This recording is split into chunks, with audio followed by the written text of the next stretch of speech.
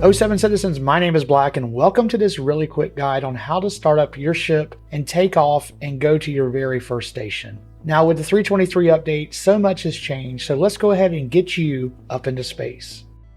So first off, after you sit down in the cockpit, your dash will be pretty much black. Now I'm flying the Cutter Scout for this guide, but these tips are going to work with any ship no matter which one you're in. Now you're welcome to hold down the F key and look about your dash and flip the correct switches if immersion is your thing. But for this guide, I'm just going to show you the keyboard shortcuts. So first off, press U to turn the power on in your ship. You should see the dash light up and interior lights are also going to come on. Now press the I key to turn on your engines. By pressing F4, you can see the exterior view of your ship and you can see that the thrusters are now on. Press F4 to switch back to your interior view. Now you're going to need to call out to the air traffic control to receive permission to take off or also to land later on when doing so, which is also going to open up the hangar doors, and you can do this by pressing the left Alt and N key. You should hear the air traffic controller say that you're clear to launch. Now, a note about something different with 323 is a system called Master Modes, which makes your ship go into a specific mode, which depending on the mode can enable or disable various ship systems. Now, anytime you start up a ship that you've just called out, it's going to be in the SCM Guns mode. Now, this is the mode that you will want to be in when you're using your weapons. Your shields will also be active during this mode. However, this mode limits your speed and is not ideal for taking off or general traveling. So when you're ready to actually take off, you simply want to push the spacebar to raise the altitude of your ship. Your hangar doors could be in front of you as mine are here in this video, or they could be directly above you as a vertical hangar, and in that case you would just simply hold the spacebar down even more until you're out of the hangar. Then when you're ready to actually go forward, you just press W, and you drag your mouse forward or backward to raise the ship's nose to pitch up into the atmosphere. Just be careful because it's really sensitive. Now another component that will hold back your speed is your landing gear being down. So you're going to want to press N to raise the landing gear up, which is going to allow you to go faster. Now you see me now switching back to the cockpit view because I need to switch the mode from that SCM Guns combat mode to the Nav QTM mode. This will significantly increase the speed, and you're going to do this by pressing and holding B for a second. You can also scroll the mouse wheel forward to open the throttle up to go even faster, which is represented by the speed limiter gauge on this left side here. Now when it's in the red, this simply means the speed can negatively affect your ability to handle the ship, which will make maneuvering, especially during landings, more difficult. So keep it red when flying, but as you're coming in for landings, scroll the mouse wheel backward to get it into the green to make it easier to handle. Your altitude is on the right lower corner of the circular UI in the center right here. Now I like to keep my pitch, which are these numbers here in the center, around positive 60 to 80 to give myself an almost vertical shot at exiting the atmosphere. Now continue to go higher until your altimeter reads 11.00K or higher. Now you're in space and are able to quantum jump.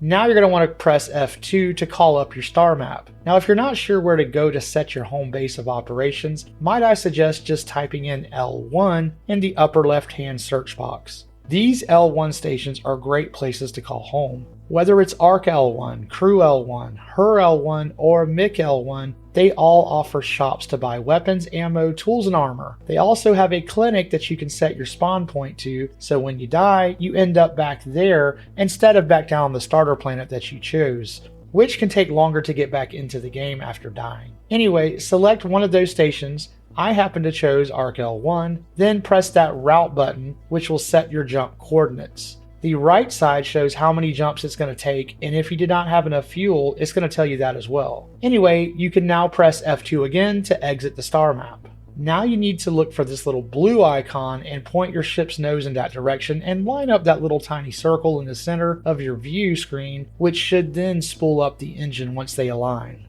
Once the engine is spooled up as shown here on the left side, you can press your left mouse button to travel to that point.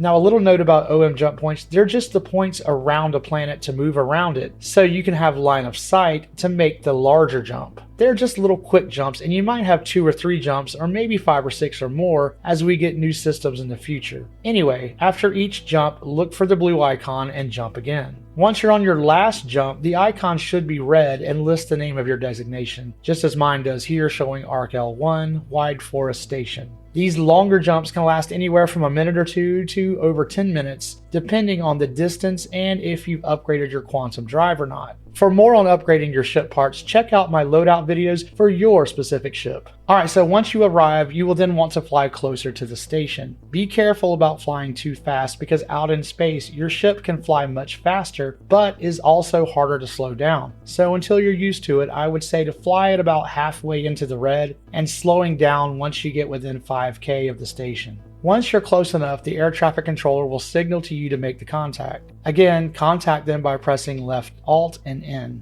They will give you a hangar to fly to with this little icon, and you're going to need to head in that direction. Now, sometimes the hangars can be hard to tell which orientation or side they're facing at, so just be careful until you get to know the stations and fly a little slower. As you approach the hangar, you should put your landing gear down by pressing N. This will slow you down drastically, which can also come in handy if you ever need a space break. Now, once you've landed as close to the center of the hangar as possible, the hangar doors are going to shut behind you, which lets you know that you landed correctly and your landing gear was actually out. You can now power down the ship by pressing just I, or you can push both I and then U to power the ship completely down. Then you just press Y to exit your seat, and you can now exit your ship, then exit the hangar, and make sure you take the elevator to the lobby, and then once you're in the lobby, go over to a ship terminal to put your ship up. I would also encourage you to use your map by pressing F2, and then finding the medical clinic, and you can even set a little path to get there. Once you go over there, you can find the insurance terminal, which is usually around the corner from the check-in or the pharmacy terminals.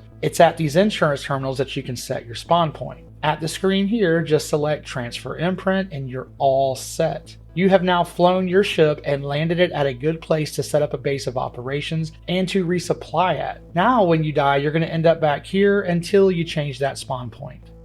So thank you for watching, and do check out my channel for many more guides on just about anything that you have questions for. You can also jump into our Discord, which the link will be down below, to get help from me or some of the other players who are available to answer questions. Now until next time, stay safe out there in the verse and keep it positive.